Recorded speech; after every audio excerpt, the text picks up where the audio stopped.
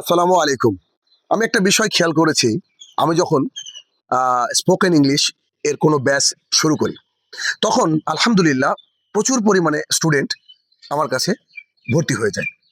তা ভারতবর্ষ থেকে হোক, বাংলাদেশ থেকে হোক, সৌদি, দুবাই, কুয়েত, কাতার থেকে হোক না কেন, অনেকেই এনরোল করেন এবং ক্লাস করেন। যখন ক্লাসের কোনো এক পর্যায়ে তাদের সম্পর্কে একটু জানার চেষ্টা করি, তখন দেখি কারোর বয়স ৭০, কারোর বয়স ৫৫, কারোর বয়স ৬০, কিংবা কারোর বয়স ৪০-৪৫। অল্প বয়সের স্টুডেন্টরাও পড়ে, কিন্তু আমি অনেক বেশি বয়স এর স্টুডেন্টদেরকে পড়িয়েছি, পড়াচ্ছি এখনো। জানি না, হয়তো ভবিষ্যতে আমাকে পড়াতে হবে। এখান থেকে আমার একটা বিষয় মাথার মধ্যে আসে, আর তা হলো যে এত এজ হয়ে গেছে, তবু তারা পড়ার জন্য আগ্রহ দেখাচ্ছে। এর পেছনে কারণ কি? আমি ছোট গবেষণা করে যেটা পেয়েছি, তা হলো তাদের বয়স এখন অনেক বেশি, সো দে আর ম্যাচিওরড। তারা বুঝতে শিখেছে জীবনের মানে, তারা বুঝতে শিখেছে যে আমরা ছোটবেলায় ভুল করে এসেছি। কিন্তু এই বয়সটা তার শেখার বয়স নয়। সে শিখছে তার সন্তানের জন্য কিংবা নাতি নাতনির জন্য।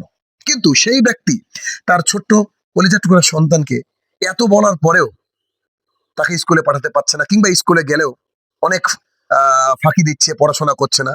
কিংবা আমার ভিডিওটা যারা দেখছেন, যাদের বয়স আপনার ১৬, ১৭, ১৮, ১৯ বা ২০, তিনারা এখন পড়াশোনা করছেন, তাদের কাছে ভিডিও হয়তো পৌঁছাবেও না।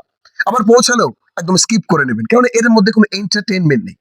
এই ভাইগুলো, এই বোনগুলো আবার যখন ৫০, ৫৫, ৬০ বছর বয়স হবে, তারা আবার আমার মতো কোনো একজন ব্যক্তির কাছে ইংরেজি শেখার চেষ্টা করবে, কিংবা কোনো স্কিল ডেভেলপ করার প্রাণপণে চেষ্টা করবে।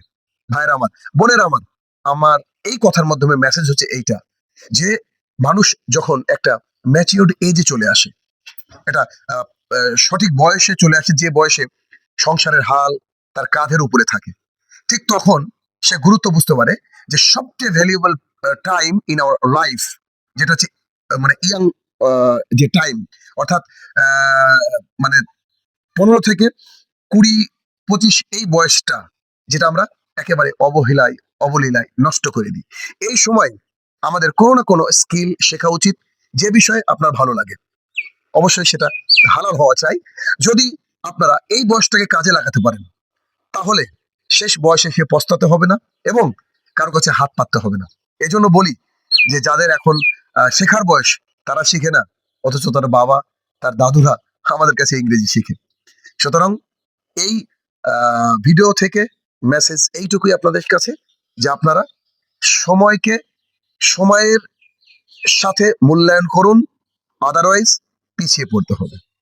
আসসালামু আলাইকুম রহমতুল্লাহ।